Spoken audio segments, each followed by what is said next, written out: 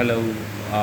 See, actually, really didn't want to put up such a strong uh, video and a strong condemnation video. I never thought I would come to this stage. But there were so many other instances where I really wanted to put out such a message even earlier. A very recent incident which happened was, there was a call for, these people would disagree to that. So let me just explain the term, and most of us would have really, come across since a lot of national channels are debating it. There was a conclave or a conference which was held in Tamil Nadu, and where they literally put up a name called Sanadana Olipu Manadu, which means Sanadana Eradications Conference or Conclave. Is this something which is new, or which for the very first time which has happened in Tamil Nadu? Definitely not. I would like to put out this statement as well. I would, in the next video, I would definitely, put subsequent things which happened in the past. I will connect the dots of what exactly these people are trying to plan and what they are trying to do. But a very pertinent point of putting out this video in particular is, since it's not new, but since it has, surfaced, and which has, made into headlines, which has been spoken out by so many people. And the very sad part is, when he has called for eradication of Sanal, I think the courts in this country, they have already, termed this as way of life. So of course there are viewpoints by, judges and the courts in their observations. I think it's pretty clear of what Sanatana Dharma really means. And more importantly, even if the courts hadn't mentioned, or even if it were not for public, if there were no public discourses on such topics, in the same event where the so-called so-called minister Udayanithi Stalin, who spoke about this, there was a previous speaker or a speaker after him who runs an organization called Dravida Kalam, who since I have told, I will put up a separate video of what kind of an abusive and very very degrading stuff about Hinduism and Hindu gods he himself has endorsed. Not just him, and there were other speakers who endorsed that Sanatana Dharma is not something different. It's same as Hinduism, which we all Hindus agree to, without any doubt. My point is very simple. Since I had told that I would be, how these people operate and what kind of things they do in the state is something which we really need to step in and which we really need to talk about, and that is entirely a different kind of an episode which we need to put up. But when it comes to a law in this country, the state of law in this country, it's absolutely very degrading. It is, I don't know whether I am living in a republic country or banana republic country. And the most sad part is, my Bharat is not exactly what it is supposed to be. This is not something which is expected out of the people who uphold the constitution, who needs to uphold the constitution.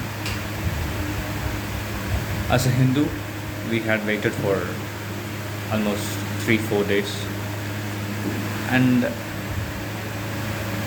there were no FIRs which was filed. And most horrible thing, the real essence of putting out this video is, there were 261 dignitaries. When they had asked the Supreme Court to take suo motu, I think it has gone to that extent that 261 dignitaries should ask for the courts to take suo motu. And most importantly, it's been days. It's more than 2 days since they had written the letter to CGI. And this is the most, I don't know what kind of a word to put it up. Is it absurd, or is it frightening, or is it? No, I really don't have any sort of, because I cannot predetermine what kind of an state which CGA is. When it is not just the 261 dignitaries who have signed, there were a lot of leaders who had put up their opinion. There is a discussion going on from the day one in the national media. And the most shocking part is he has not responded, nor any of the courts in this country has responded, nor they have taken suo motu on this. And the worst part is, which happened yesterday, the MP, A. Raja, he not just equated Hinduism, Sanatana Dharmas, he has gone way beyond than what Udayanidhi spoke. He has compared it to, a sexually transmitted disease. And seeing all these things, I really wonder whether this country really functions in the name of constitution, or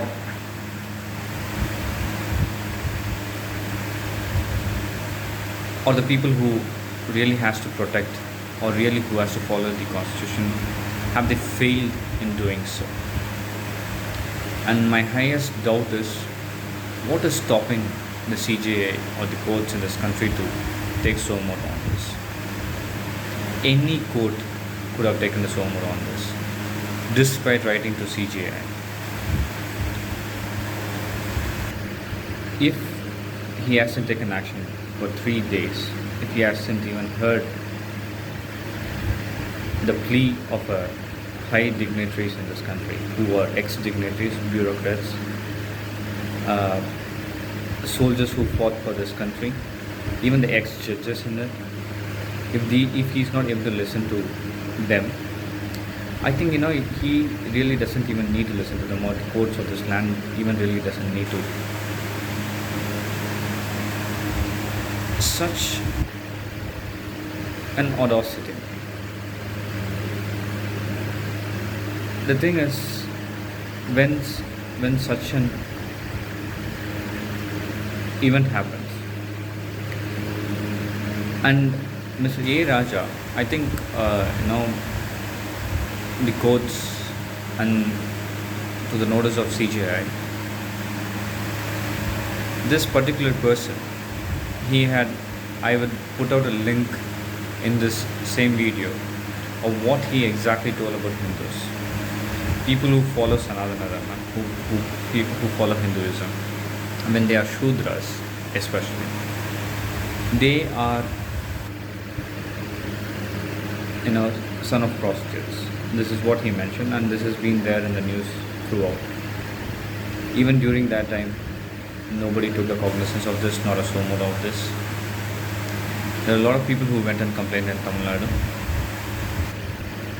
I didn't, because I have no hope in the police of the state here, especially when there is a Dravidian party which is ruling this state. Because I was one of the complainants in Karupatkutam, and I know how they had handled that issue then. And it's even weird than that.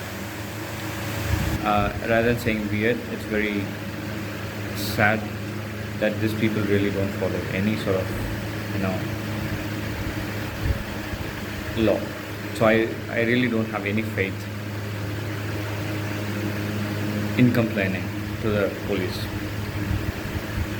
So my point in this video is very simple. Will the CJI or any coach in this country would have taken responsibility if any violence had occurred in this time.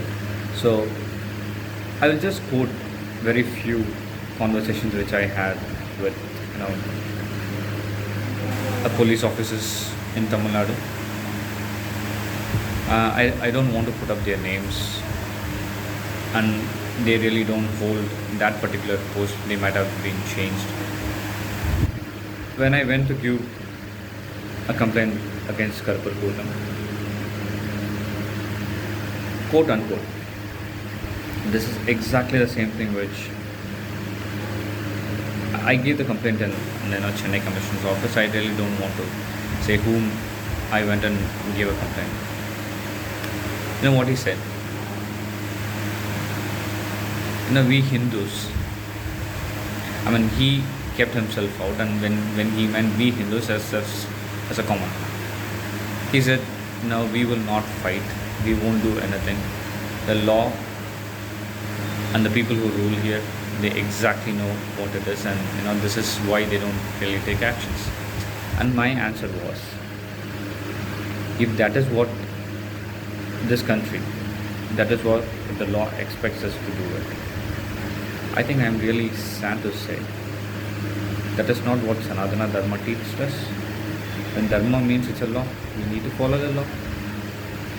As an Hindu, not just my parents, my society as such, my temple as such, has taught to live peacefully, to live in coexistence with each and every one. We propose, there is a chant which says, Loka Samasta Sukhino Bhavantu. We pray for the world altogether. We believe in the brotherhood. But the things which happens in this country, when we go and when we have faith in the constitution saying that and I'm so sorry, the word secularism is the most insane word which has been inserted in the constitution.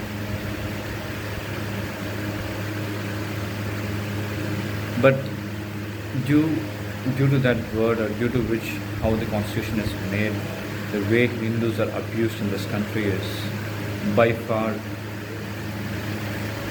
Even I could happily live in Malaysia, Singapore, even UAE, where they cannot even abuse a Hindu there. If they abuse a religion, if they abuse a god in that country, in UAE, which is an Islamic country, they call themselves as Islamic country, but throughout the Islamic nations, it is one of the very few countries which really practices, very. We cannot call them as a democratic country, but they really don't even allow such things. Malaysia, for example, Singapore, for example. Malaysia is an Islamic country, but you cannot speak anything against a Hindu god, and when even if it is a Muslim, they punish. I think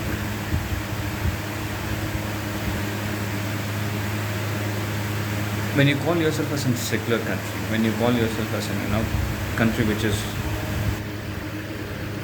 guided by laws, by constitution, and when Supreme Court says that we are bound by the constitution, I think it functions totally different.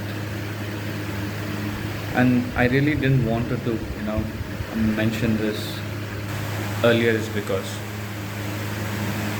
there were several instances where I really wanted to say, because in the same name they had the conferences which were already held by a party in the state of Tamil Nadu.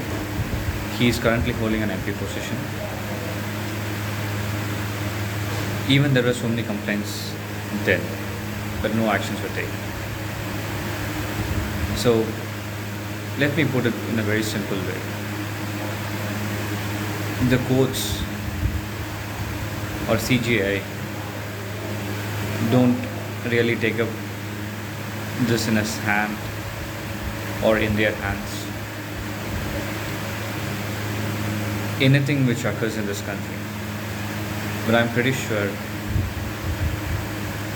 we want my Bharat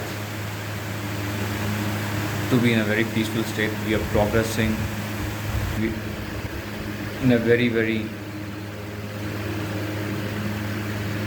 accelerated way in terms of everything, in terms of economic, in terms of scientific, space research, and all categories.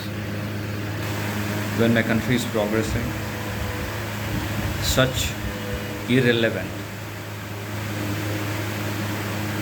such highly degrading persons in the society,